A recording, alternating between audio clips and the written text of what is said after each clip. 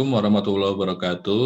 Di seri metodologi penelitian ini, saya mau memulai dengan membicarakan, dengan mendiskusikan tentang cara mudah mencari judul skripsi. Ini salah satu yang biasanya bikin kesulitan mahasiswa, bahkan ketika skripsinya masih jauh dari dimulai gitu. Nah, ini saya kasih tips tentang cara bagaimana agar nyari judul skripsi bisa mudah banget. Caranya gimana? Nah, biasanya kalau mahasiswa nyari judul skripsi, dia seolah-olah dihadapkan pada suatu ruang kosong yang sangat putih banget, yang ngeblank banget, sehingga kadang-kadang bingung mesti mulai dari mana, sehingga kadang-kadang merasa terlalu banyak masalah di luar sana, sehingga bingung harus milih yang mana, sehingga nggak yakin harus milih yang mana. Nah, agar kita terhindar dari kebingungan itu untuk memulai skripsi, kita bisa dengan pertama membatasi ruang eksplorasi tadi berdasarkan jurusan kita gitu. Jangan dengan terlalu luas, kita kemudian persempit eksplorasinya dengan melihat diri kita sebagai seseorang yang telah mengambil jurusan yang mana skripsinya ya harus sesuai dengan jurusan yang kita ambil gitu. Dalam hal ini misalkan saya kasih kotak ruang eksplorasinya, saya kasih nama manajemen sebagai jurusan, sehingga ketika kita melihat suatu persoalan, ketika kita melihat atau mencoba mencari masalah, kita perspektifnya adalah sebagai anak manajemen atau sebagai orang yang perspektifnya adalah perspektif manajemen. Nah, tetapi kalau kita mau mengkotakkan atau membatasi ruang eksplorasi berdasarkan jurusan, ini juga masih terlalu luas. Kita bisa kemudian membatasi kembali ruang eksplorasi tadi berdasarkan misalkan subjurusan, karena pasti manajemen ini luas banget, jadi kita bisa membatasi kembali atau mempersempit ruang eksplorasi kita dengan membaginya ke dalam subjurusan. Ini beda-beda mungkin tiap kampus, tapi saya ambil contoh misalkan dalam konteks manajemen, katakanlah ada 2 sub-manajemen yang besar, yang mana pertama pemasaran dan kedua SDM. Tentu saja masih ada manajemen yang lain, misalkan manajemen operasional, manajemen keuangan, dan seterusnya. Tetapi untuk mempermudah contoh, saya hanya bagi 2 menjadi manajemen pemasaran dan manajemen SDM. Nah, setelah kita bisa menempatkan, memposisikan perspektif kita sebagai orang yang mengambil manajemen, misalkan, dan mobil khusus manajemen pemasaran, misalkan, maka kemudian kita bisa mencari tahu dalam subjurusan yang kita pilih tadi, apa aja sih yang bisa dipilih sebagai topik atau sebagai tema besar yang mungkin topik atau tema nanti bisa dijadikan sebagai variabel penelitian kita. Misalkan dalam manajemen pemasaran, oh ternyata ada keputusan pembelian, ada minat beli, ada soal daya beli, ada soal promosi, harga, iklan, Instagram endorsement, misalkan persepsi harga, suasana kafe, konsep diri, loyalitas pelanggan, sponsorship, kualitas produk, brand image, brand ekuitas, brand awareness, media placement, dan pelayanan, dan masih banyak lagi di luar sana topik-topik atau tema-tema yang berkaitan dengan manajemen pemasaran yang mungkin nanti bisa kita jadikan sebagai variabel penelitian. Nah, setelah kita tahu, kita memetakan, kita kemudian bisa milih beberapa yang menurut kita menarik di antara topik-topik atau tema-tema ini. Mau 2, mau 3, mau 4, silahkan. Biasanya kalau skripsinya berupa kuantitatif yang ada korelasinya, kita harus nyari beberapa pilihan ini, pilihan yang misalkan berhubungan. Misalkan pelayanan dengan keputusan pembelian, misalkan konsep diri terhadap minat beli, atau kualitas produk terhadap loyalitas pelanggan, dan seterusnya. Bisa kita petakan sejauh mana topik-topik ini saling berkaitan atau saling mempengaruhi. Nah, setelah kita bisa atau selesai memilih beberapa topik yang menarik, yang mungkin nanti bisa kita jadikan variabel penelitian atau topik penelitian, kita kemudian bisa atau harus melakukan riset. Fenomena atau masalah apa sih yang terjadi yang berhubungan dengan topik yang tadi kita pilih atau dengan variabel yang tadi kita pilih yang ada dalam kotak manajemen pemasaran, karena misalkan kita adalah mahasiswa yang memberi keinginan untuk bikin skripsi yang berhubungan dengan manajemen pemasaran. Dan dalam konteks ini memang ya semakin luas bacaan, semakin besar juga peluang untuk ketemu topik spesifik yang menarik yang berhubungan dengan topik besar yang ada dalam kotak manajemen pemasaran. Nah, kadang-kadang mahasiswa ketika nyari judul, mereka malas untuk baca, malas untuk riset, sehingga ya imajinasinya juga jadi terbatas, sehingga kemudian ya peluang untuk dia dapat topik spesifik yang baru, yang ada unsur novelty-nya, yang ada unsur menariknya, yang ada unsur up to date-nya juga makin kecil gitu. Apalagi kemudian dia hanya mengandalkan pada intuisi saja atau mengandalkan pada contoh skripsi yang sudah ada di kampusnya. Padahal tentu saja penelitian untuk kalau mau memperkaya riset bacaan kita harus luas mungkin. Ada beberapa yang bisa teman-teman baca untuk memperluas bacaan, untuk mencari peluang judul yang spesifik itu misalkan yang pertama dari jurnal ilmiah, tentu saja ini teman-teman bisa mendapatkan contoh-contoh penelitian yang mungkin berhubungan dengan topik yang teman-teman suka, yang bisa jadi ngasih inspirasi terkait topik spesifik apa nih yang belum terbahas, atau topik apa yang bisa diimplementasikan dalam lokus penelitian yang mungkin belum tereksplorasi. Atau dari skripsi terdahulu yang nggak boleh dipahami hanya sekadar skripsi di tempat teman-teman kuliah, tapi juga bisa cari di kampus lain, atau tentang berita terpopuler yang berhubungan dengan topik yang sedang dibahas. Karena bisa jadi dari berita tersebut, misalkan ada data-data yang dibutuhkan untuk memperkuat atau untuk menunjukkan bahwa ada persoalan di balik si topik tertentu. Ini yang minimal teman-teman bisa baca untuk mencari opsi-opsi topik spesifik yang menarik yang berhubungan dengan variabel-variabel atau topik tema besar yang ada dalam subjurusan yang teman-teman pilih. Dalam konteks ini saya ngasih contohnya manajemen pemasaran.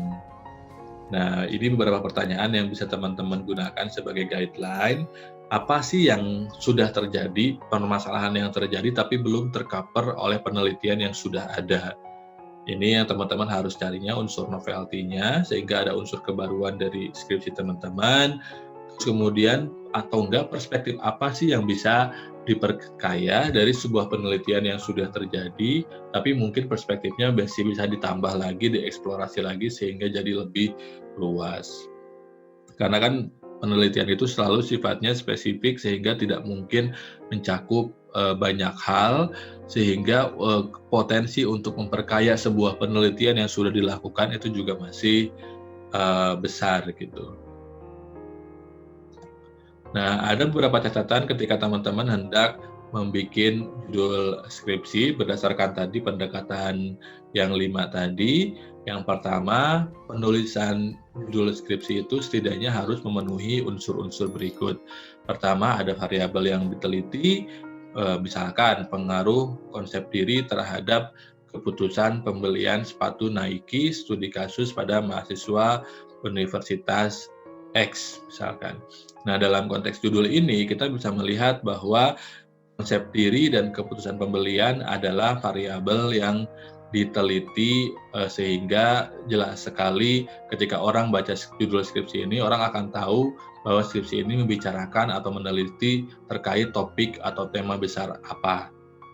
Kemudian harus ada pertanyaan besar yang ingin dijawab, yang nanti pertanyaan besar ini akan dibedah lebih banyak lagi di dalam rumusan masalah, dan dalam hal ini kita bisa melihat pertanyaan besar itu ada dalam kata pengaruh. Jadi kita mencoba nyari tahu seberapa besar pengaruh atau ada nggak sih pengaruh dari konsep diri terhadap keputusan pembelian sepatu Nike gitu. Karena tentu saja ketika orang beli sepatu Nike, pengaruhnya ada banyak. Nah, untuk mahasiswa di Universitas X, seberapa besar pengaruhnya mereka beli sepatu Nike dari cara mereka mengidentifikasi diri mereka melalui kacamata konsep diri. Kemudian yang ketiga ada lokus penelitian, dalam hal ini adalah Universitas X dengan objeknya adalah mahasiswa di universitas tersebut, karena kalau misalkan nggak spesifik, kita akan tahu bahwa hasilnya juga akan sangat luas. Ada banyak orang yang pakai sepatu Nike di dunia ini, Dan kalau nggak jelas lokasinya di mana juga nggak akan kuat hasil temuan kita karena ya bisa berbeda gitu, bisa nggak valid gitu. Karena misalkan yang pakai sepatu Nike ada di 200 negara, tapi kita hanya meneliti di kota B saja misalkan, jadi hasilnya jadi nggak valid kalau kita tidak ngasih tahu bahwa ada batasan dari penelitian ini di mana yang jadi objek penelitiannya dan lokus penelitiannya adalah di sini dan di sini gitu. Dan biasanya juga ada yang mencantumkan metode analisis di dalam judulnya. Dalam hal ini biasanya relatif amat berhubungan dengan metode analisis yang berhubungan dengan penelitian kualitatif. Contohnya misalkan analisis konten iklan sirup Marjan edisi Lebaran 2021. Marjan setiap Ramadan selalu bikin iklan. Nah, kemudian kita analisis nih konten dari iklan tersebut, dari gambarnya, dari isinya, bagaimana kemudian Marjan mendevelop atau menyuarakan atau mempromosikan produknya dikaitkan dengan momen Ramadan atau momen Lebaran. Nah, analisis konten di sini adalah metode analisisnya. Jadi kita tahu ketika kita akan melihat skripsi ini, kita akan tahu bahwa iklan sirup Marjan ini akan dibedah, akan diteliti secara perspektif atau secara analisa konten. Nah, ini tadi yang atas ini biasanya kuantitatif, yang bawah biasanya kualitatif. Tentu saja ini variasinya juga bisa banyak, tapi yang jelas unsur-unsur ini biasanya muncul di dalam judul skripsi. Yang jadi patokan adalah judul skripsi ini nggak boleh metaforik seperti judul novel. Judul skripsi harus lugas dan jelas. Nggak apa-apa panjang juga, yang penting menjelaskan secara singkat, secara langsung apa yang mungkin akan dibaca, akan ditemui. Sehingga kalau skripsi nggak mungkin nih judulnya Laskar Pelangi aja nggak bisa. Karena nggak jelas ini variabel yang ditelitinya apa, pertanyaan yang ingin dijawab apa, lokus penelitiannya apa. Tapi Laskar Pelangi valid sebagai judul novel karena ia menimbulkan rasa penasaran, karena ia mewakili keseluruhan isi cerita yang akan ditemui ketika kita membaca cerita tersebut. Kemudian catatan yang terakhir adalah bahwa judul nggak mesti ketemu sekali jadi. Nggak apa-apa nanti misalkan judul pas awalnya begini, ketika mengerjakan bab 1, kemudian agak sedikit direvisi atau agak banyak direvisi, nggak masalah banget, karena memang judul nggak mesti harus selalu kali ketemu jadi. Dan memang menulis skripsi ini bukan penulisan yang sekali jadi, harus ikhlas, harus sabar untuk melakukan revisi, untuk menemukan mana yang lebih kuat dalam seiring proses perjalanannya. Nggak apa-apa untuk mengubah judul, bahkan nggak apa-apa untuk mengubah variabel jika memang diperlukan. Dan ini yang kadang-kadang beberapa mahasiswa melihat kalau ganti judul berarti sebuah kegagalan, sebuah kerepotan. Kalau merevisi judul membuat skripsinya jadi lebih lama. Tidak. Skripsi adalah proses penemuan, proses pencarian yang dalam setiap prosesnya berusaha untuk merumuskan yang lebih baik lagi, yang lebih kuat, yang lebih valid, sehingga it's okay kalau misalkan nggak sekali jadi ketemu, karena setiap proses penulisan akan selalu seperti itu.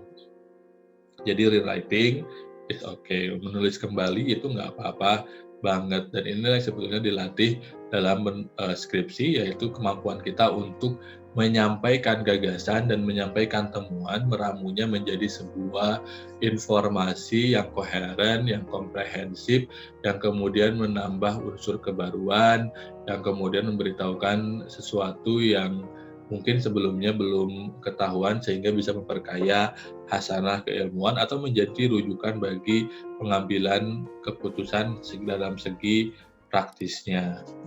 Itu aja untuk episode pertama seri metodologi penelitian. Nanti kita akan lanjutkan dengan membahas bagaimana caranya menulis bab 1 atau latar belakang pendahuluan secara mudah, gampang, dan kuat gitu.